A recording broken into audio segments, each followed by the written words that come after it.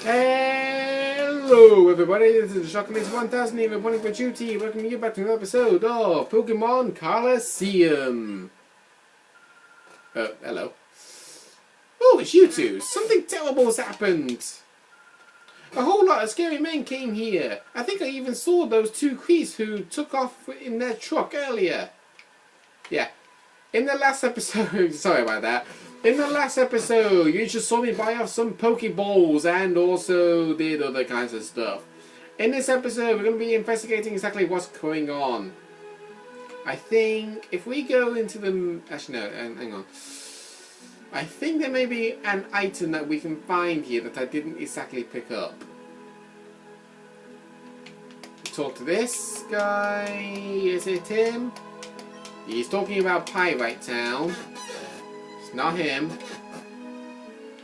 No, it's not there. It doesn't matter. Doesn't matter. Right, so we got no choice but to go inside the mayor's office.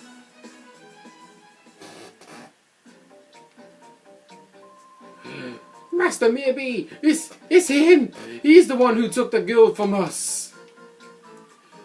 Oh, now aren't you boys frightfully pathetic? You mean you tell me you were bested by this darling infant? Darling? Do you say your name was Wes or something? I so don't like saying this, but we're not at liberty to keep your lady friend at liberty. That sweet young thing, she can see things that ordinary people aren't supposed to see. That just will not do for what we're planning to do. So, no. It just won't do at all. If you don't like pain, like most people, you can avoid the pain by keeping your nose out of places it needn't be. Boys! Oh, boys! Sorry about that voice crack. Yes, we will. Boys, I shall make my return to Pyrite now. Do remember that I will be waiting for you to return with the little lady. I am making myself clear. I won't accept failure for you again, boys. Woohoo! Let the music spin. Let's get it on. I love that. It's like, and then, I can't roll my R's, obviously, so I'm terrible doing that. You! The last time you caught me off guard. That's not gonna happen again. So yeah, we're gonna be facing against Farley again. Mirby Peon. He's got a Whismur and a Lotad this time. Lotad is known to be a grass water type. His typing is so bizarre, you can't even predict what his weakness is going to be. But I know one thing, it's bug, flying, and possibly something else, I don't know. But yeah, let's actually use that little technique. If we use Torment on that Whismur, and then use Reflect, I can't believe I forgot that a certain move, it was not Taunt and Torment, it was actually meant to be Torment and Encore. But you're supposed to do it in the order. It's like somebody uses a move, you use Encore so they use it again and again, and then use Torment so that way they're stuck using Struggle.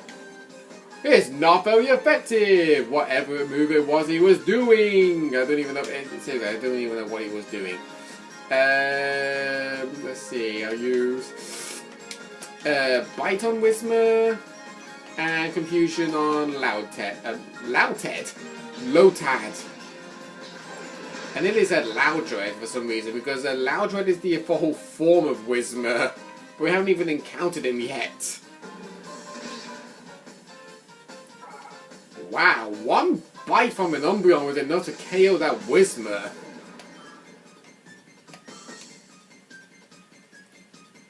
I must use Growl. I don't even know why Lotad sound like what? Why did I make Lotad sound like Waluigi? That was just weird. Oh my god. Okay, there we go. End of the battle. Lotad is down. That fainting animation, yo.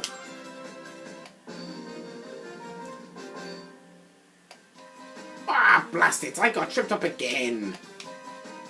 That was not his voice from the last episode. And I was trying to do... I was trying my best to do the voice of Mia B like Sugar Conroy, but obviously I'm not good at it. My turn now. I'm not going to end up like Farley. Okay, Mia B Peon Trudley.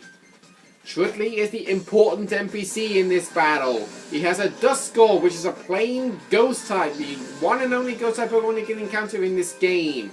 And a Spinarak, which is a bug poison type. Which is definitely not good for Espeon. Which means I must use Bite on Duskull and Confusion on Spinarak, because they are both super effective. Ghost types, in case you're wondering, are weak to itself and Dark. And yeah, Ghost is one of the two main typings that can actually beat itself. The other typing, we haven't even encountered it yet. Makuhita is the Pokemon that we were on about. Wes, it's that one! That Pokemon! Those jerks captured me because I saw that Pokemon! I can see a black aura coming from it. They must have done something to that Pokemon. Are you sure? Whoa!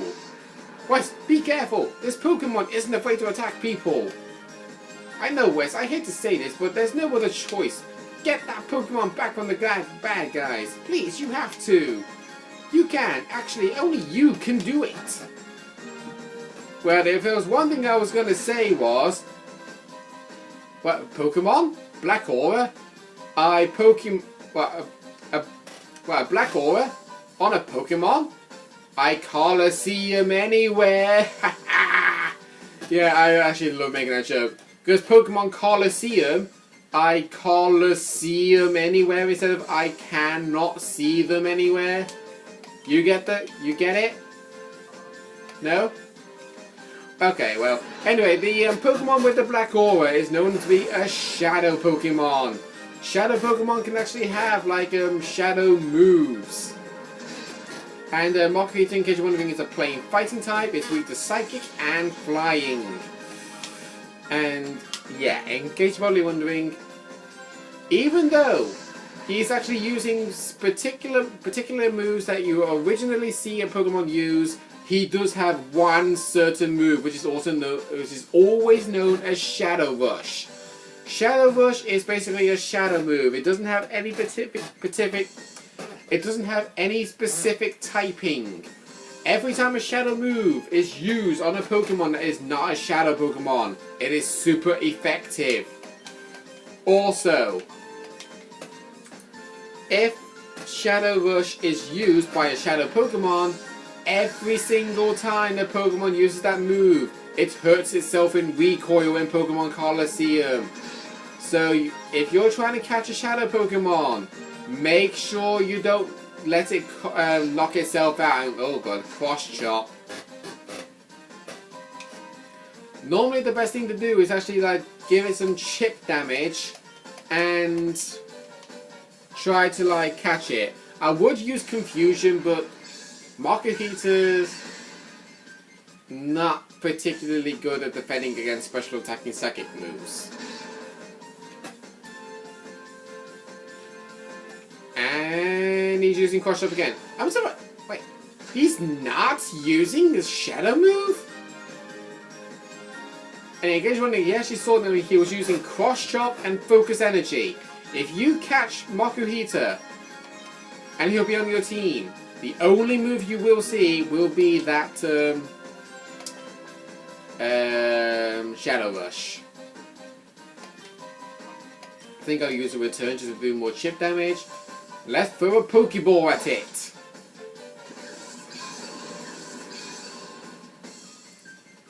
Here we go.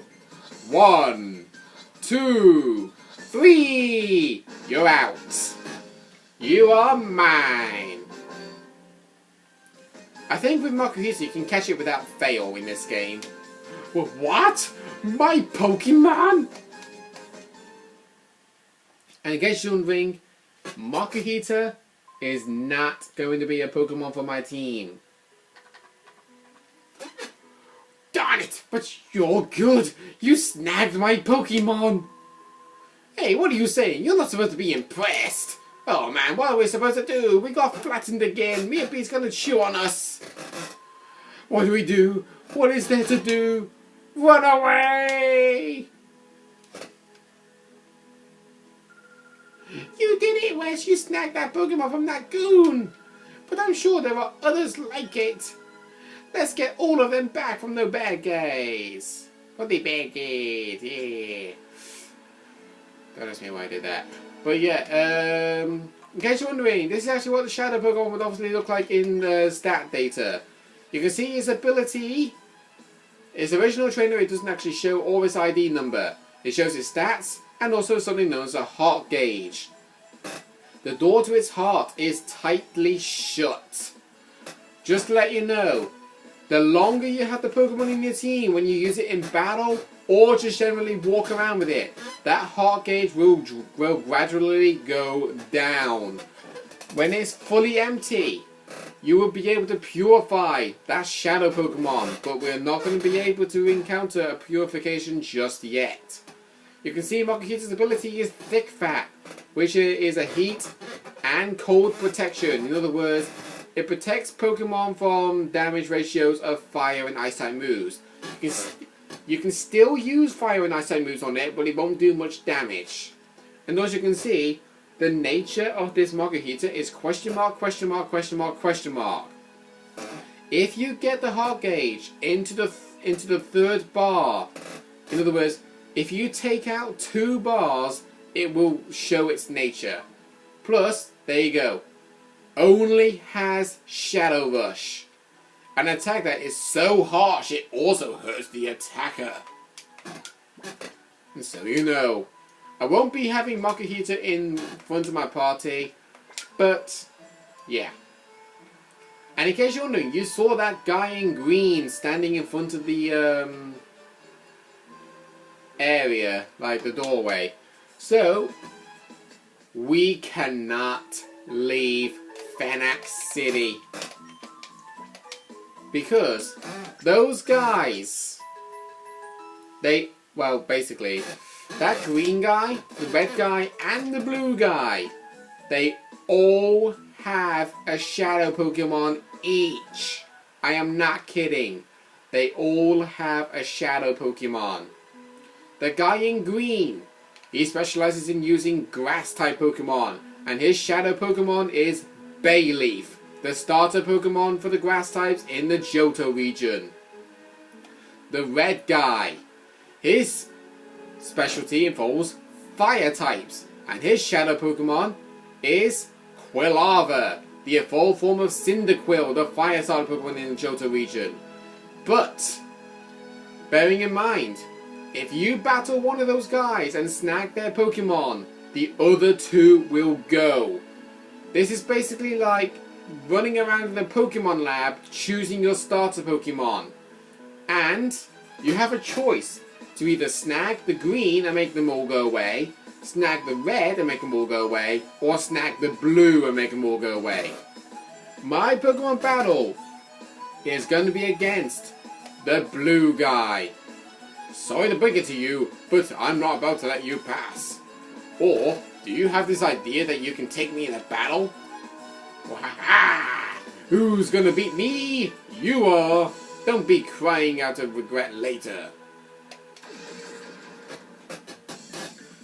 Mystery Troop Bluno. He specializes in using Water-type Pokemon. He has Bluno. Oh, sorry. He has Bluno.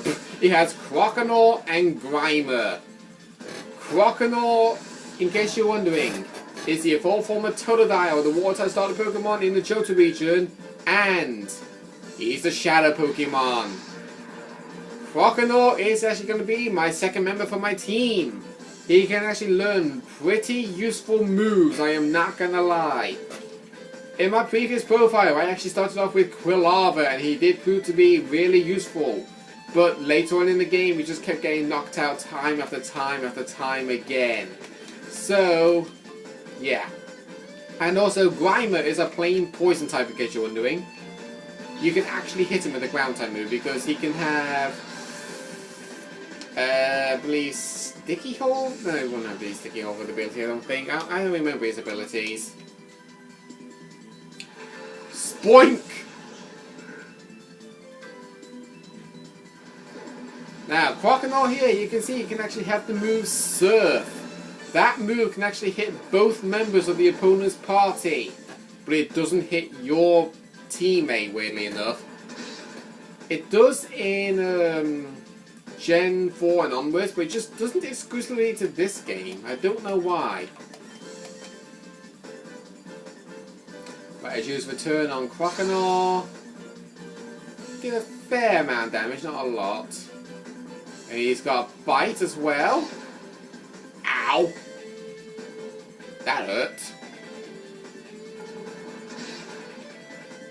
Spoink stayed alive. There's actually one thing I really do not like about Spoink. I have actually figured out that Spoink has to keep bouncing in order to stay alive. That is what this Pokédex entry says. This Pokédex entry says that if, and I mean this, if the Pokemon Spoink stops bouncing, his life will drain away and he will eventually pass away. I really do not like it. Oh god, there's a Shadow Rush! Wait, it didn't say super effective. But yeah, that's what happens. Now use Torment on Croconaw just because I was hit with the Torment. Oh god, hang on, I just thought of something. Okay, I use Bite on Spoink, and on Espeon's turn, I will throw a Great Ball to match the design of Croconaw. Because starter Pokemon's catch rates are not easy, I believe me. There was one time I had a Feraligatr when I was playing Heart Gold, and I encountered a Ditto. He copied my Feraligatr, and I was finding it so obnoxiously hard to catch it. But yeah, I caught Croconaw. Spoink is down, and Umbreon doesn't level up. You're tough. Chudley and Folly can't be blamed for the last word he said. So yeah, we have Croconaw as my team member. What was that strange Pokemon? What did you people do to it? It's a Pokemon that we turned into a fighting machine by artificially closing the door to its heart. No, you didn't. You actually closed the door to that poor Pokemon's heart? Knowing that... excuse me. Knowing that's not going to help you do anything. I know. When I was little, I heard about that. They say that if any Pokemon closes the door to his heart, it can be gradually reopened by battling together with it. Wes, let's go. Those guys are probably heading for Pyrite Town. After all, it was in Pyrite that they captured me. Hang on, so you got captured in Pyrite Town, and Mia B, this is right there. The fire guy is not there, which means the grass guy will not be there either. So let me get this straight. You were captured in Fenax City, brought all the way over there, just to then be brought back again. That makes no sense. Anyway, we're going to be going to the construction lot.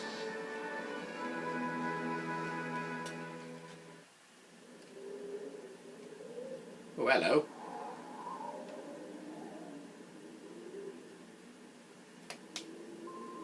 Whoa, hold there. This is a construction site. It's not a safe place to be. This is no place for tourists to visit. Go on, scram! Oh, it's been a mighty long time. I can't rightly recall when it was that I was last at home. But we're just about done here. All that's left to do is clean up the site and we're done. Been working hard, I have. Let me tell you, making this here huge tower is one massive job. It's hard to imagine, even for me. You all come back to visit when we're all done here. There'll be a Colosseum on top of the tower. Amazing stuff. Well, that's something fascinating that we should know about. So yeah, now we can go to Pyrite Town, and we're coming to that. I say so going to call things an end to this episode. So next time on Pokemon Colosseum, we'll be heading to Pyrite. See you guys then.